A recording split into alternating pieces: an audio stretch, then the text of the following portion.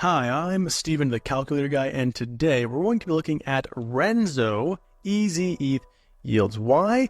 Because their airdrop is in like 10 days, or rather the snapshot for season 2 airdrop is in 10 days. So if you want to farm some last minute points and get some actual real yield on a lot of incentive platforms, like there's Arbitrum LTIP or Optimism Superfast, while also generating points, this is the way to do it. So let's dive in. The first place I look for yields is DeFi Llama yields. You're not going to find all the best opportunities here. You're not always going to have the most accurate data, but it's a really good place to get a little bit of your research juices flowing. So what I do is I search for the asset. So here you can see I've searched for ezETH, and then I will go no impermanent loss because I don't like impermanent loss. I don't like volatile pairs. That's just me. It's my personal thesis. And then I'll do a TVL minimum of $100,000 just so I know that a small position is not going to dilute the yield severely. You can do a minimum APY, but the reason why I'm not doing that is because I know some of these are inaccurate. So if I do a minimum APY of 20%, I might be filtering out some of the ones that if I looked at would actually be better than what we're actually seeing. So let's go over to Merkle because a lot of the yields there are where these are being incentivized. Merkle, Ramsay's, some Uniswap, some PancakeSwap. So let's just go over to Merkle and see what's going on. Oh yeah, I have a position open. So on Merkle, what you'll want to do is sort by ezETH. And you can look at specific chains. I'm not going to be chain specific because I'm a chain agnostic yield farmer. I'll farm any chain if the yield's good enough. And then instead of sorting by APR, which you might be tempted to do, I sort by daily rewards. Now, why do I do that? I do that because I don't want to dilute these yields. So I want to know where are the most incentives going to where I will be the least dilutive. And so the one that pops up immediately is like Camelot, ezETH, ETH. Why? Because 17% APR, that's really good, and it already has $2 million in it. So if I go and put in a small six-figure position, I'm not going to dilute that. So let's click on that and sort of check it out. And actually, I do have a position open here. I'll show you that in a second. So what I like is that with these LTIP Arbitrum rewards, every week they're increasing the incentives. You can see last week it was 700, this week it's 840, and they're trying to target a specific APY and maintain that throughout this incentive program. Now, these rewards go until September, which is a really nice long time to get some outsized returns on ETH. I think 20% to 30% on ETH is really good, and I'll show you how I am getting around 26%. So how do we farm this? Well, they always tell you how. Here it says, by providing liquidity on Camelot through one of the supported automated liquidity managers. And actually, you don't have to use automated liquidity managers. Oh, it says or. Okay, so you could use automated if you want to. I don't use automated because I can do better, in my opinion, than automated. So go to Camelot. You can see I am already in a position, but I'll show you how to create a position. Go to Earn, go to Pools, search ezETH, click on it, click a new position. And so here we go, right? Concentrated liquidity. You might not know how you should structure your liquidity. So what you'll want to do if you're a smart, savvy user is go and look at the chart, right? So here you can see I have the ezETH chart pulled up. You want to denominate in ETH. You don't want to denominate in USD because that's not really going to help you with a ezETH ETH pair. And so you can see here, after redemptions were live, the peg is way up and virtually at parity. So you might think it's going to keep going straight up. It's not going to do that. It's going to effectively get to peg and then slowly go up. So I want to have a slightly bullish bias here. You can see bullish bias because I do think it's going to continue to go up, but I think it's going to go up slowly. So I think, this is a perfect range for me. So I want to be somewhere around that range. And so I want to have a small downside because I think it's going to go up and a large upside. So what I'll do is I'll increase this to almost the bottom. And then I think, sure, 1.38. And you'll see your estimated APR for this range would be 36.6%. Now, if it does depeg a tiny bit because someone does a big, $300,000 sale or something, it might go under, but it's going to go up eventually just because it's a yield-bearing asset. So this totally comfortable for me. However, your biggest concern really isn't going down, it's going up. If it goes up too fast, it might go out of your range. And while you would have got some value appreciation while it happens and some yield, you'll have to rebalance it after that happens. So maybe you want to go a little bit farther to 1.39, and then you're getting around 30.11%. This is sort of where I'm at. I like 30% APR. I'm happy there, and you're also getting points because the majority of your liquidity is in ezETH.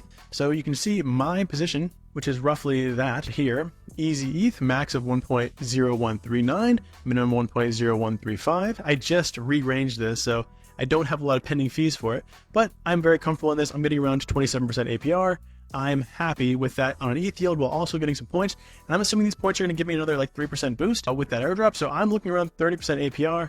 Super happy. You can claim the fees directly through Camelot. You can also claim them through Merkle. The way to see your rewards on Merkle, you click this little hamburger menu, you click dashboard, and then when the next snapshot is, which I think will be in like a few hours, my rewards will populate here, and you just click claim, and then you get those ARB incentives, you'll get those Grail incentives, and they'll be done. You can see I claimed my rewards earlier today, 44 bucks, very happy. Yay, that buys me a little steak if I want one, and we're good to go. Other things to look at on Merkle while we're still here is the Uniswap pair. There's one Uniswap pair that I think is pretty nice, which is Uniswap Wrap Staked ETH, ezETH. So one, you're getting like 3% intrinsic yield on that pool. Wrap Staked ETH has like 3.5% rate, ezETH has 3.3, so let's just say 3.4 average, plus 7% organic yield, plus 17% in incentives. So you're probably going to be around 25.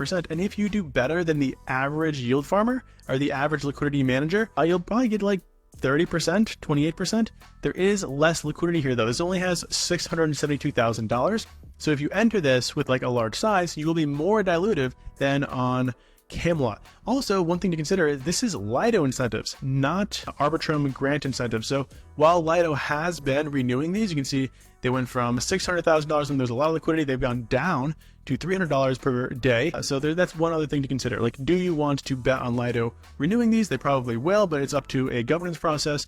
Or do you want to know that the incentives will be going through LTIP or Optimism Superfast? Totally up to you, your own sort of thesis. One small protocol that you might be curious about is Marginally. So Marginally got a pretty big grant relative to their size. They are trying to be a platform that aggregates Pendle yields and allows you to leverage PTs. So right now they're in their building liquidity stage, and as they're in that stage, they're highly incentivizing things like Renzo, Wrap EtherFi ETH, and USDC for just deposits. So you can deposit ezETH and get a base yield of like 33%, mostly in Arbitrum incentives, and then you also get like 2x Spark points if you're interested in those, plus Renzo points for participating in this. So this is pretty cool, 30% APR, and there's no management. You don't have to manage your liquidity at all. It's a smaller protocol, so there is that risk premium, which is why I like Camelot. Camelot's huge. This is very small. So in terms of my own thesis, I would rather do a little bit more management for the same yield on Camelot than do a set and forget yield on Marginally, just because it's a smaller protocol. All right, let's look at a few more places.